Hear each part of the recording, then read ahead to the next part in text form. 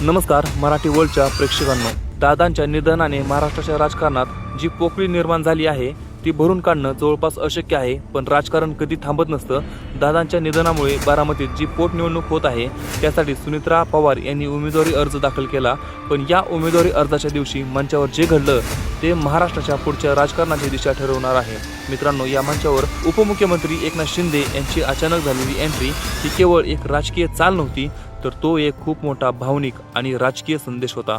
अजितदादांच्या अचानक जाण्याने राष्ट्रवादी काँग्रेस पक्ष आणि पवार कुटुंबावर जो दुःखाचा डोंगर कोसळला आहे, त्या कठीण काळात आम्ही महायुती म्हणून तुमच्या पाठीशी खंबीरपणे उभे आहोत, हा संदेश देण्यासाठीच उपमुख्यमंत्री एकनाथ शिंदे स्वतः तिथे गेले होते. सुनीत्रा पवार आता केवळ उमेदवार नाहीत, तर त्या राष्ट्रवादी काँग्रेसच्या राष्ट्रीय अध्यक्षा देखील बनल्या आहेत. अशावेळी एका मोठ्या प्रादेशिक पक्षाच्या नव्या महिला अध्यक्षाला बळ देणं हे शिंदेंनी आपलं कर्तव्य मानलं.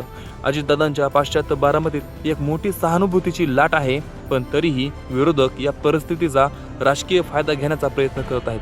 अशावेळी एकनाथ शिंदे यांचं बारामतीमध्ये जाणं हे सुनीत्रा वहिनींना आणि जय पवार यांना, जे आता पक्षात सक्रिय झाले आहेत, त्यांना एक मोठा आत्मविश्वास देणारं ठरलं आहे.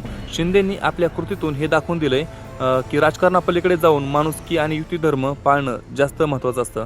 अजितदादांच्या अपूर्ण राहिलेल्या विकास कामांचा आणि स्वप्नांचा वारसा आता सुनीत्रा वहिनी पुढे घेऊन जात आहेत आणि त्यांना महायुतीची भक्कम साथ आहे, हाच या उपस्थितीमागचा सर्वात मोठा अर्थ आहे. मित्रांनो, अजितदादांच्या या वारशाबद्दल आणि बारामतीच्या या पोट निवडणुकीबद्दल तुम्हाला काय वाटतं, कमेंट करून नक्की सांगा.